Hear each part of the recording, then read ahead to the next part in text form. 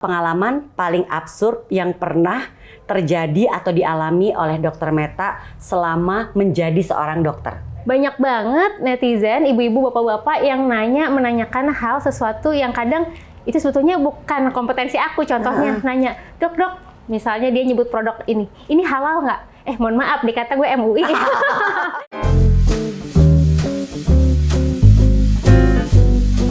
Moms, kita ketemu lagi di Moms Talk edisi kali ini dari Surabaya. Saya seperti tadi saya bilang di awal, kalau ke Surabaya tuh nggak mungkin nggak mampir dan nggak ketemu sama Dokter Meta Hanindita SPAK. Tapi kali ini ya kita nggak akan ngobrol seputar MPASI. Biasanya kan kalau ngobrol Dokter Meta seputar MPASI, kesehatan anak, jemur bayi. Terakhir kita ngobrolin soal hepatitis ya. Betul. Kali ini mohon maaf banget kita nggak ngobrolin itu, tapi kita akan ngobrol sama Dokter Meta seputar kehidupan dan juga sosok Dokter Meta Hanindita. Aduh, ya. jadi deg-degan. Karena Dokter Meta ini Moms of the Month-nya kita nih, jadi kita akan mengulik dong sisi lain Dokter Meta yang mungkin nggak pernah ditanyain. Kalau di social media apa sih? Dok, anak saya begini, saya harus apa? Dok, anak saya GTM. Dok, anak saya boleh dikasih makan ati ayam nggak? Dok, ini nggak. Sorry ya, kita drop dulu itu ya. Dokter Meta Hanindita, apa kabar Dokter Meta? Baik, alhamdulillah. Mbak Ija, apa kabar? Alhamdulillah sehat. Sehat juga. Dok, ini kita mau ngobrolin ya, kan Dokter Meta tuh bisa dibilang tuh seorang dokter anak yang punya fans garis keras. Dia sampai mau namain anaknya Meta Hanindita loh. Apa tuh namanya kalau bukan garis keras ya kan? Banyak banget fans ya. Mungkin dokter tapi kita kenalan dulu Dokter Meta. Bercita-cita menjadi dokter memang dari kapan, Dok? Dari kecil, dari sepanjang ingatan emang dari dulu kayaknya pengen jadi dokter spesialis anak. Walaupun dalam perjalanannya sempat berubah-ubah nih. Jadi dokter spesialis anak pengen jadi balerina lah, pengen jadi balerina boneka yang lucu apalah itu. Sampai kemudian pengen jadi penulis, pernah pengen jadi presenter, pernah pengen jadi penyiar radio, tapi akhirnya kembali lagi ke dokter spesialis anak. Oh, tapi itu juga masih dijalankan. Iya, kan nulis juga. Bener juga. Ya, kan? Presenter juga gitu kan. Lalu penyiar radio juga. Dokter Meta Hanindita ini adalah ibu satu anak. Mungkin ada nggak banyak yang tahu karena lebih banyak curhat sama Dokter Meta kan.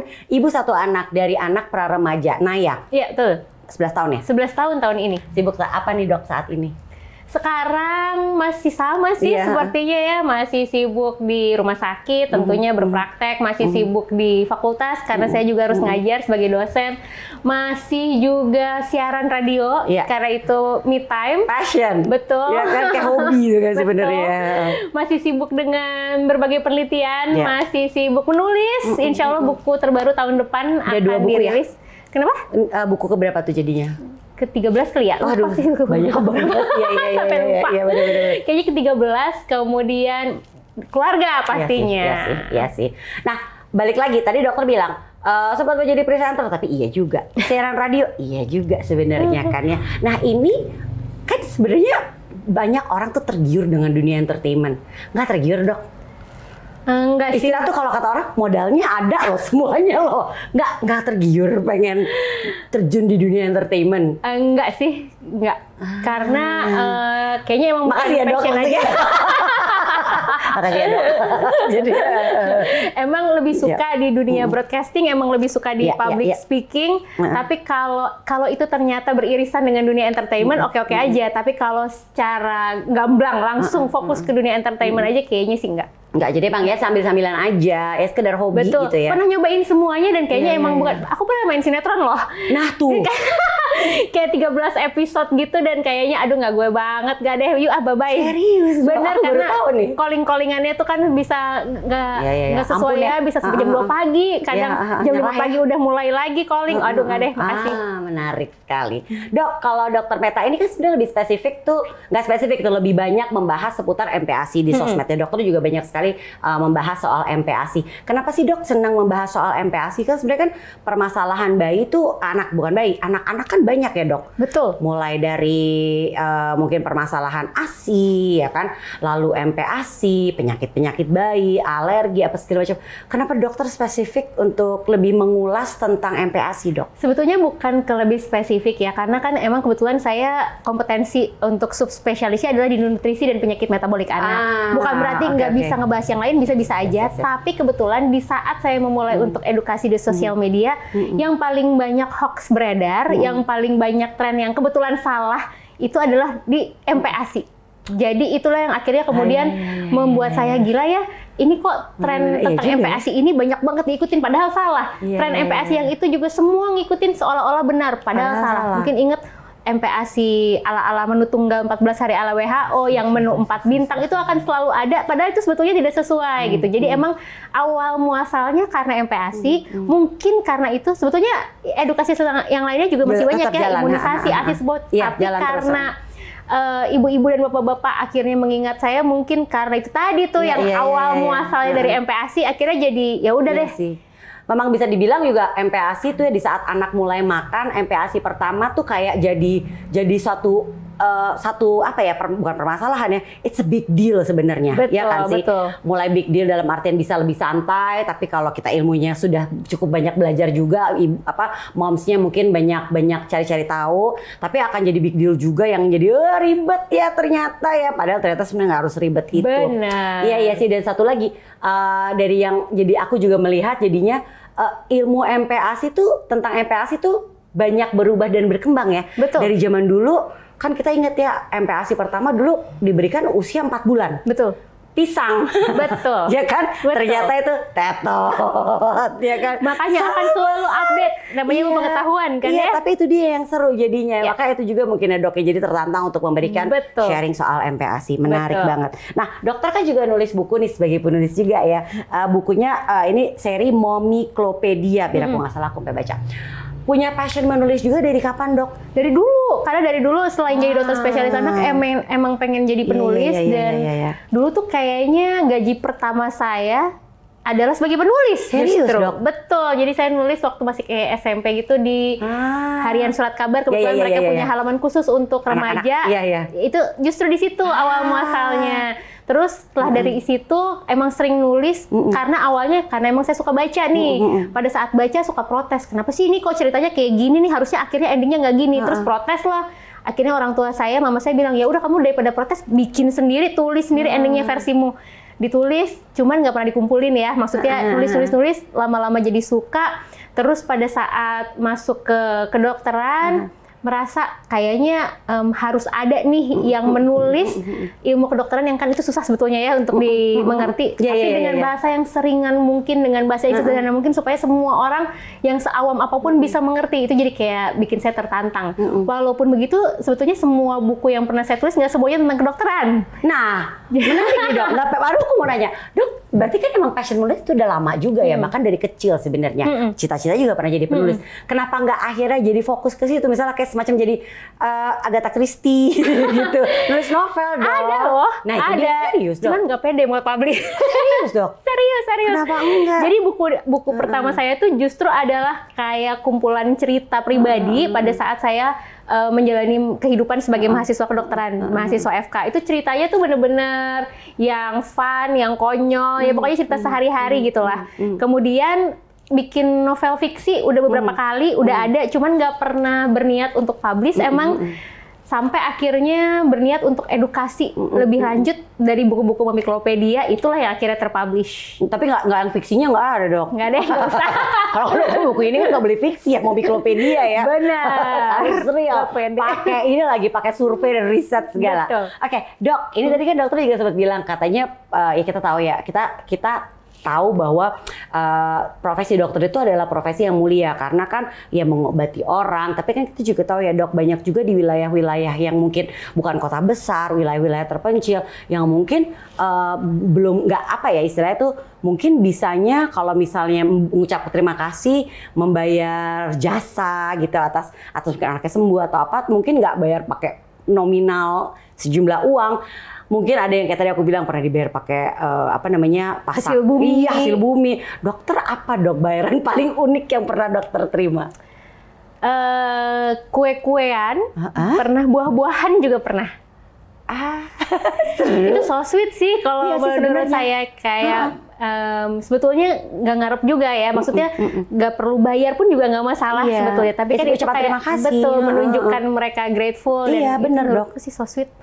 Oke, Dokter Meta tuh juga rajin. Kita tahu rajin banget memberikan edukasi melalui sosial medianya. Ini luar biasa sih, menggunakan sosial media untuk memberikan edukasi. Karena kan kita tahu juga banyak juga yang nggak terjangkau sama Dokter Meta langsung, ya kan? Dalam artian mungkin di wilayah di luar Pulau Jawa, atau mungkin kalaupun masih di Pulau Jawa tapi di wilayah terpencil. Tapi kan memang sosmed tuh rata-rata setiap orang punya ya, Dok. Nah ini tuh apa sih, Dok, yang membuat akhirnya dokter tuh tergerak untuk mengedukasi orang-orang melalui sosial media, Dok? Oke, jadi awalnya sebelum sosial media, sebetulnya saya tuh udah niat banget mengedukasi dengan berbagai media lain. Jadi saya pernah jadi pengasuh gitu ya, atau narasumber untuk rubrik kesehatan waktu zamannya masih website-website yang ada rubrik kesehatannya. Di media massa pun juga demikian. Saya pernah jadi narasumber kesehatan di berbagai majalah. Kemudian di blog juga, walaupun tidak semasif sekarang karena perkembangannya mungkin memang tidak sepesat sosial media saat ini. Nah, begitu sosial media ada nih, coba-coba iseng waktu itu. Sebetulnya nggak ada niatan buat apa-apa, cuman pengen nge-update gitu ya, bahwa ternyata ilmu, saya ingat banget waktu itu yang pertama kali saya update di Instagram adalah tentang stunting. Oh ya, ini kan isu serius juga ya. Betul. Yang harus diperhatiin. Dan satu lagi tentang MSG. Aduh, ternyata jadinya heboh banget. Ingat banget itu lagi edukasi, kebetulan lagi ada acara ilmiah di Yunani. Itu handphone mati. Handphone mati karena kayaknya pada hari itu lebih dari 50.000 follower baru. Dan notifikasi udah sampai masuk semua, banyak, sampai akhirnya handphone error. Ingat banget di Yunani sampai kebingungan, nggak bisa ngehubungin orang-orang, mau beli handphone di sana juga kesusahan. Jadi akhirnya untung ada email sih. Sejak awal itu akhirnya ya udah deh memutuskan, ternyata responnya baik, kemudian walaupun banyak bulian juga ya, banyak hujatan juga. Dong, pasti kan selalu ya. Iya, pasti ada pro cons-nya dong, ya kan? Tapi ya udah, kayaknya kalau menurut saya, oke nih, kayaknya ini message-nya lebih nyampe di sosial media. Iya benar sih, lebih iya benar. Akhirnya memutuskan ya udah deh di sosial media aja dulu gitu. Sejak saat itu akhirnya memutuskan untuk fokus mengedukasi masyarakat di sosial media. Dok, aku pengen tahu, menurut dokter sekarang tuh ibu-ibu sekarang tuh, para moms itu tuh, mereka tuh kan kayaknya up to date banget ya melalui sosial media, browsing. Ini udah teredukasi dengan baik belum sih para moms ini soal, kita yang basic dulu ya, Dok. Kalau punya bayi kan pasti yang pertama problemnya ASI, lalu MPASI, dan juga seputar vaksinasi dan kesehatan bayi tuh, mereka tuh ibu-ibu zaman sekarang tuh udah teredukasi dengan baik nggak sih? Oke, ini kan bisa dibilang ya, kalau mamih-mamih milenial zaman sekarang, itu semuanya kalau kita survei, kalau kita tanyakan bahwa ada masalah apapun, ada pertanyaan apapun terkait anak, yang pertama kali dituju itu pasti bukan tenaga kesehatan atau bukan dokter, tapi adalah internet. Makanya semuanya kayaknya lulusan UGM, Universitas Google Mandiri kayaknya ya. Apa-apa pokoknya Google dulu. Dan dengan akses informasi, dengan teknologi yang begitu masifnya sekarang, semua informasi tentang kesehatan anak tuh benar-benar bisa didapatkan semudah klik doang. Sayangnya kita tahu bahwa tidak semua informasi yang ada di internet itu benar. Tidak semua tren MPASI, tidak semua informasi soal ASI yang ada di sosial media itu benar juga. Ada hoax-nya juga dong. Benar, banyak banget. Dan itu kadang-kadang bikin orang tua jadi bingung kan, ini mau ngikutin yang mana? Yang satu bilang gini, yang satu bilang gitu. Kedua-duanya misalnya followernya sama-sama banyak. Biasanya kan sekarang orang dinilai kapabilitasnya dari jumlah follower nih ya, bukan dilihat dari latar belakang pendidikan atau yang lainnya. Nah, ini tentu akhirnya yang jadi challenging, terutama di zaman sekarang. Gimana caranya supaya ibu-ibu ini bisa tetap mendapatkan informasi dengan sangat mudah, dengan cepat, tapi ya paling penting ya benar juga dong gitu secara ilmiah. Mungkin tips dari saya adalah, kita nih punya banyak organisasi profesi yang ada di Indonesia. Kayak misalnya untuk kesehatan anak, dokter anak, kita punya Ikatan Dokter Anak Indonesia gitu. Nah, kalau ada informasi apapun boleh di cross check terlebih dahulu, di IDAI bener atau enggak sih. Atau kalau misalnya memang bisa ada gitu ya, akses ke website-website yang ada di luar negeri, WHO atau jurnal-jurnal yang ada di AAP, American Academy of Pediatrics, yang jelas-jelas valid, di CDC, di FDA, itu boleh sekali untuk dibaca, untuk di cross check. Tapi kan saya tahu nih, ibu-ibu zaman sekarang biasanya nggak punya waktu buat baca-baca, buat browsing-browsing, apalagi dengan bahasa yang mungkin bahasa medis rada susah buat mengertinya. Betul. Boro-boro buat googling buat baca medis ya, kadang buat mandi aja setengah mati susahnya. Bener. Nah itu akhirnya saya memutuskan gimana deh, saya mencoba untuk menyajikan di sosial media saya semua rangkuman dari berbagai organisasi profesi yang memang udah valid, tapi dengan bahasa yang ringan, ringkas, yang menarik gitu. Iya sih. Wah, tapi aku kayaknya masuk kategori bukan ibu zaman sekarang deh. Kalau misalnya ada kenapa-kenapa sama anak, aku browsing tapi browsing dokter. Atau nggak nanyanya ke dokter. Aku pernah lo gangguin dokter Meta. Dok, nanya dong gitu. Tapi kalau zaman sekarang, internet dulu yang pertama kali dituju. Oh, aku tuh senengnya nyari dokter gitu. Oke, nah aku jadi pengen nanya, pernah nggak ketemu entah di sosial media atau di tempat praktek moms yang ngeyel? Oh, sering Oh, banget. mantap. Serius, Dok? Sering banget. Pasti gitu, tapi aku browsing loh, Dok. Gitu kan, pasti gitu ya? Sering. Oh, gitu. Karena akan, itu tadi ya, tipenya orang tua zaman sekarang adalah karena bisa dibilang nih kayak tsunami informasi banyak banget dengan akses deras. Betul. Dan pasti begitu ada kesempatan untuk ketemu atau ada kesempatan untuk berkomunikasi dengan saya, biasanya akan mengklarifikasi, mengkonfirmasi. Iya. Tapi kok saya baca begini, tapi kok saya baca begitu, ya nggak masalah sih, karena kalau menurut saya artinya dia sudah membaca banyak dan dia pengen tahu gitu, daripada kalau yang ada kan yang pasrah aja ya, berarti dia mungkin belum cari tahu semuanya gitu. Walaupun mungkin kalau dari sisi saya yang paling enak ya yang pasrah gitu ya. Tapi bener. kalau yang pasrah-pasrah itu jadinya nggak challenging saya untuk mencari tahu yang lain-lain akhirnya. Iya, update apalagi nih di luar sana, ya, apa yang terjadi nih. Ya bener juga sih, Dok. Ada sisi positifnya juga ya. Betul, karena kadang saya juga jadinya terdorong untuk mencari informasi yang terbaru gara-gara pertanyaannya netizen juga. Suka aneh-aneh soalnya kalau menurut saya yang tidak pernah terpikir, tapi ternyata ada loh yang menginformasikan seperti itu. Contohnya sampai bingung gitu kadang-kadang karena ada yang bilang bahwa bayi usia 6 bulan di bawah 1 tahun itu paling bagus dikasih susu yang mentah atau raw milk dan telur yang mentah. Itu seumur-umur kayaknya nggak pernah dengar dan nggak pernah terpikir untuk cari jurnalnya karena yang nggak pernah kepikiran buat ngasih, tapi ternyata ada loh gitu yang ngasih karena katanya manfaatnya begini-begini. Itu juga akhirnya yang mendorong, oke, kalau gitu saya harus cari nih bukti ilmiahnya kayak gimana supaya saya bisa mengkonfirmasi bener atau enggak, valid atau enggak beritanya. Kalau nggak karena itu, nggak akan belajar juga bagi saya. Juga sih, kita jadi tahu hal-hal baru yang yang perlu untuk diluruskan. Kadang-kadang bener juga sih, karena kita udah tahu yang benernya nih, dokter udah tahu yang benernya. Nggak tahu di luar sana ternyata beredar hoax-hoax yang perlu diluruskan. Iya benar juga sih, Dok ya. Dokter kan senang mengedukasi, memberikan informasi untuk para moms, baik melalui media sosial maupun tentunya lewat banyak lah, dokter juga tulis buku gitu. Nah ini harapan dari Dokter Meta nih untuk para ibu-ibu nih apa nih, untuk para moms nih? Oke, terutama untuk ibu-ibu yang ada generasi yang sekarang ya, generasi milenial. Saya tahu bahwa untuk mendapatkan akses informasi saat ini mudah sekali, gampang banget, dan banyak sekali informasi yang ada, deras sekali, tentu akan membingungkan. Sarannya itu tadi masukannya bahwa pilihlah sumber yang valid, bisa di cross check terlebih dahulu ke organisasi profesi yang memang sudah jelas gitu pasti sumbernya. Kemudian juga kalau ada informasi apapun jangan langsung percaya mentah-mentah. Coba cari tahu terlebih dahulu, coba di cross check terlebih dahulu karena biar bagaimanapun anak kita adalah tanggung jawab kita, ya kelak kita juga yang akan mempertanggungjawabkan. Tentu kita harus berusaha ikhtiar dulu nih semaksimal mungkin cari informasi yang sevalid mungkin. Oke, Dok, sekarang kita mari berbicara Dokter Meta sebagai seorang ibu. Oke. Dok, anaknya Naya 11 tahun, masa pra-remaja. Sudah dong melewati masa ASI, menyusui. Sudah lewat semua. Masa MP ASI, udah lewat juga. Terus di umur-umur awal-awal balita, di mana umur yang sering sakit gitu kan. Itu kan paling rentan ya, masa balita tuh ya. Kayaknya aku tuh inget banget paling rajin ke dokter di masa balita. Nggak cuma buat imunisasi dan vaksin ya, ada aja gitu. Sekarang masuk pra remaja, masa yang paling sulit menjadi seorang dokter langsung ketawa. Apa nih, Dok? Masa paling sulit dari menjadi seorang ibu dari beberapa fase-fase tadi, Dok? Oke, sejujurnya adalah pra remaja. Sekarang nih, Dok. Sejujurnya kalau menurut saya adalah yang pra remaja ini, karena kalau yang pra remaja ini, kalau yang awal-awal ya dari mulai dia bayi, urusannya karena dia lahir prematur dulu.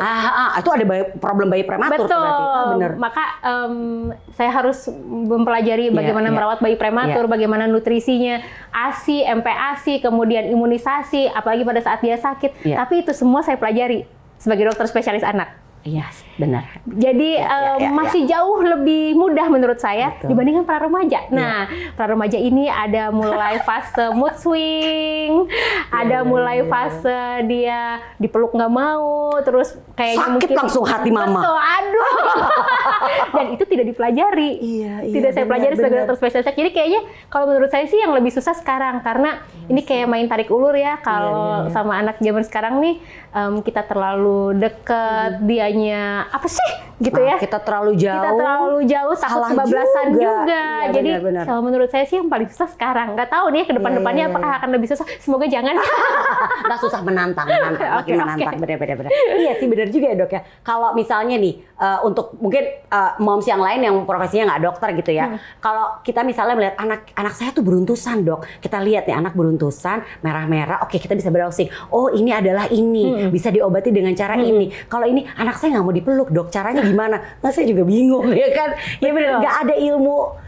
Kita nggak bisa menduga-duga, ilmunya juga nggak ada gitu kan. Iya benar-benar. Jadi ini nih masa tersulit nih. Kalau menurut saya sih sejauh ini ya. Jadi banyak yang bilang kan biasanya masa-masa di bawah 2 tahun tuh susah banget. ASI udah kesusahan, kemudian kalau dia sakit bingung, belum MPASI berat badannya seret, GTM dan lain sebagainya. Aduh, belum apa-apa kalau dibandingin ini. Ini Naya lagi serunya apa nih dok? Di masa para remaja ini yang bikin berat ya, gitu loh. Karena dia baru masuk SMP ya, karena dia lagi masa baru ya, fase baru, tentu masa adaptasi juga.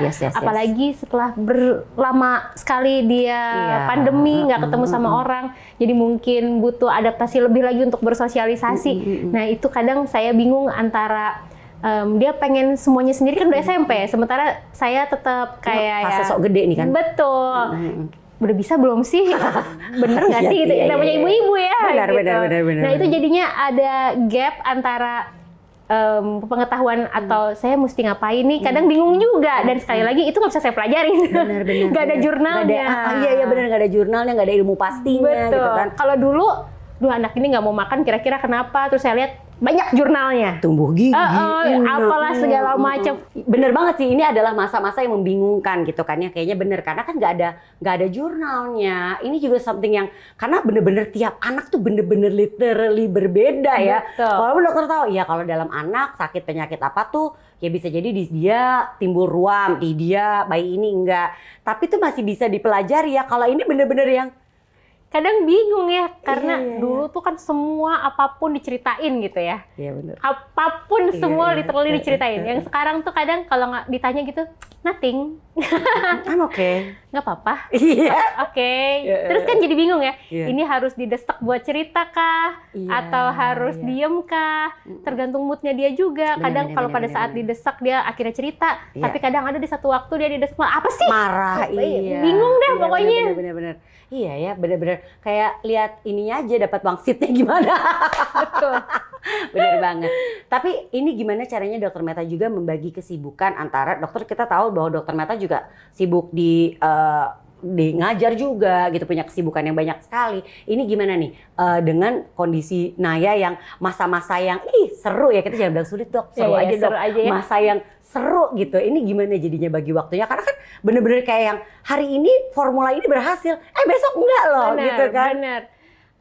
Kayaknya sih di rumah ini satu keluarga yang paling sibuk sebetulnya bukan saya. Saya adalah orang yang paling tidak sibuk di rumah ini. Karena suami lebih sibuk, Naya juga lebih sibuk.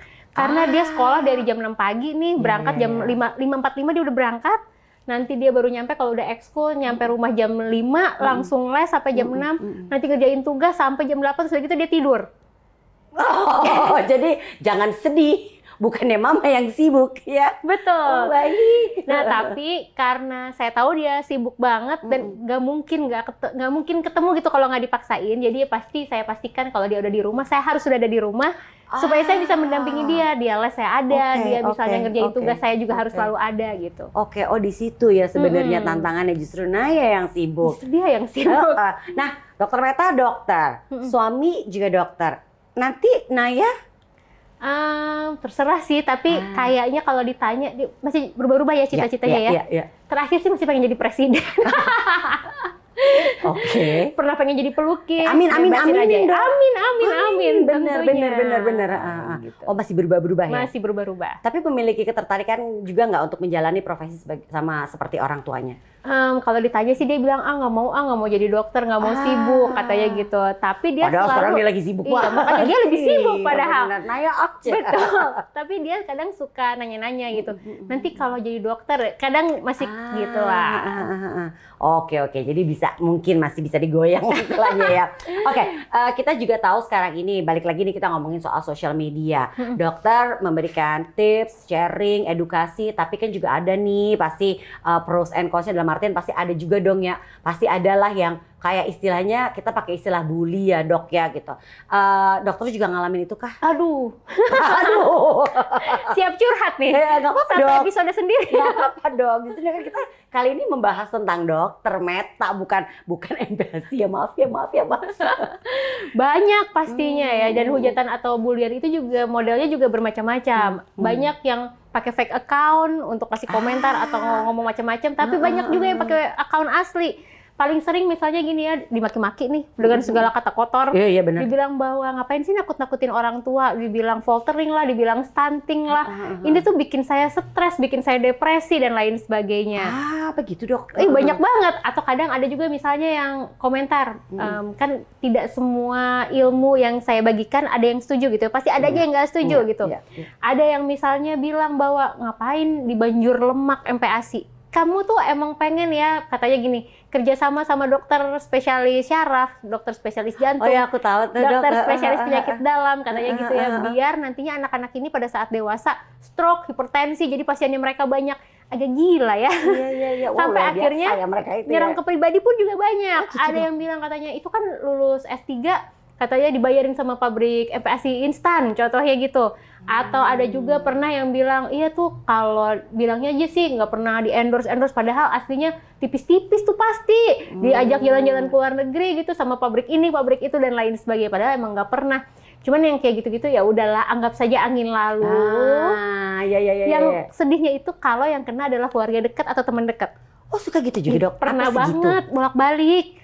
Makanya akhirnya saya memutuskan, kok boleh dicek ya di Instagram saya, di feed atau di story, saya nggak pernah pakai orang lain. Nggak ada orang lain yang akan saya posting di Instagram kecuali saya sendiri. Bodoh amat lah ya mau dibilang narsis atau apa. Tapi karena itu penyebabnya. Iya makanya kita tuh nggak pernah tahu nih, kali ini kita ngobrol nih makanya sosok dokter Meta sebagai ibu, sebagai dokter dan juga keluh kesahnya nih. Oh gitu ya paham sih dok, benar juga. Jadi kena anak saya, karena suami saya juga. Pokoknya siapapun yang pernah saya posting bareng saya itu akhirnya kena juga gitu. Gitu dong. Bener, jadi kayaknya agak ya udahlah, akhirnya saya mutusin udah deh, saya nggak akan posting orang lain lagi di Instagram selain saya sendiri.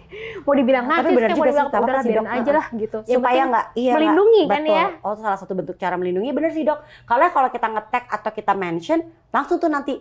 Betul. Apa istilah tuh meluncur ke TKP. Betul. Ya kan, Betul sekali. Dulu tuh iya. sampai anak saya tuh pernah nangis-nangis gara-gara dia tuh ngerasa sangat nggak nyaman. Jadi pernah kan sering ya kalau misalnya weekend saya belanja bulanan gitu, saya tinggal di playground buat main, misalnya ditemenin sama mbaknya. Nah ternyata dia nangis-nangis, cepet jemput. Ternyata kenapa? Karena dia dirubung oleh ibu-ibu banyak yang nanya-nanya segala macam. Kamu anak dokter Meta kan, emang kamu dikasih makan apa? Di rumah makan apa aja? Emang nggak pernah makan yang kayak gini-gini segala macam. Sekolah di mana? Les apa? Semuanya ditanyain, yang mana dia tahu kan, dia udah diajarin ya kalau ada orang asing yang nanya jangan dijawab, apalagi nanya soal alamat, nanya soal alamat sekolah. Jadi dia bingung, diajak foto-foto nggak jadi main, nangis, kita minta dijemput. Kasian, ya ngebayang bener Kebayang, suami pun juga demikian. Jadi kayak akhirnya udah ngerasa pada nggak nyaman. Bahkan kadang bukan soal suami, saya pernah posting foto sama anaknya Pak Presiden. Oh iya. Sama Mbak Ayang, itu juga dia yang kena gitu. Saya sampai malu banget gara-gara akhirnya banyak yang DM itu enak ya jadi anak presiden gitu, bisa ketemu dokter Meta. Terus udah gitu pakai nitip pertanyaan lagi, minta tolong dong tanyain ke dokter Meta konsultasi tentang anaknya.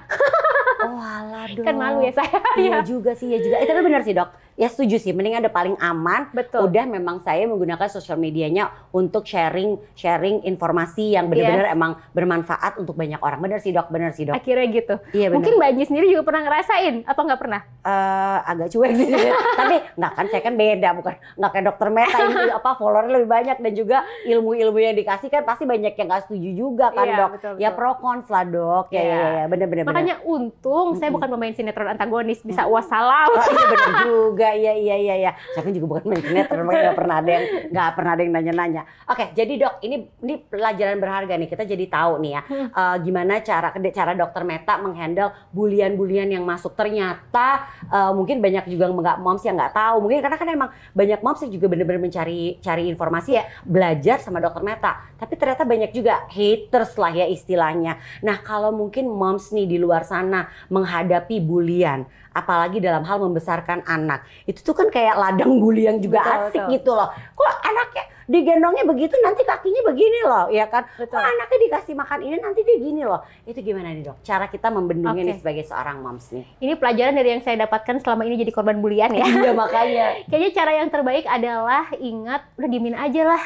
Kenapa? Karena kita tuh nggak bisa ngontrol, kita nggak bisa mengendalikan apa yang orang lain katakan, apa yang orang lain pikirkan, apa yang orang lain bisa berikan sebagai pendapat. Tapi kita harus bisa mengendalikan dan mengontrol diri kita sendiri. Jadi terserah lo orang mau ngomong apa selama kita tahu. Walaupun begitu ya jangan cuek-cuek juga. Misalnya nih ada yang komentar, kok anak lo kurus banget. Pasti baper lah langsung kan. Banget dong. Pasti jelas. Coba yang pertama introspeksi dulu. Benar atau enggak? Jangan-jangan emang iya terus tapi kita jadinya tutup muka gitu ya, tutup mata.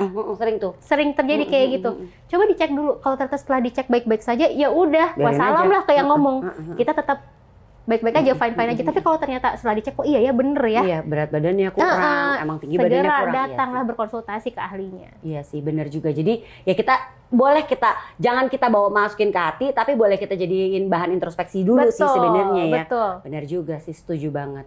Dokter Meta, terima kasih ya seru ngobrol-ngobrolnya ya. Jadi tahu banyak ya. Kita nggak ngobrol yang yang seperti biasa ya, tapi kita jadi makin tahu dan kita makin kenal, makin sayang dong pastinya sama dokter kesayangan kita, Dokter Meta ini. Jadi makin tahu kehidupannya seperti apa, serunya pengalamannya sekarang menjadi ibu anak pra-remaja yang aduh ini kayaknya masa paling menantang dan paling sulit deh ya. Dan juga cerita Dokter Meta seputar sharing-sharingnya Dokter Meta kepada para mom semuanya. Sekali lagi Dokter Meta terima kasih. Terima kasih Mbak Anji, terima kasih Mother and Beyond, Mbak Anji juga. Terima kasih. Semua juga. Dan yang pastinya tetap memberikan sharing-sharing tentang ilmu-ilmu yang memang dibutuhkan oleh para mom. Tujuannya kan supaya kita bisa mendapatkan anak-anak generasi penerus bangsa yang sehat-sehat. Stunting itu jadi masalah sih ya. Betul, semoga segera bye-lah tuh stunting dari muka bumi ini. Bener banget. Ayo mari kita jangan sampai dong mempertahankan posisi kita di nomor 1 sebagai negara di Asia Tenggara yang stuntingnya tinggi. Ayo mari kita berantas bersama. Terima kasih juga buat moms yang sudah menyaksikan Moms Talk edisi kali ini. Dan yang pastinya semoga apa yang kita obrolin berdua ini bisa menjadi inspirasi juga untuk moms yang menyaksikan Moms Talk edisi kali ini. Terima kasih. Bye moms.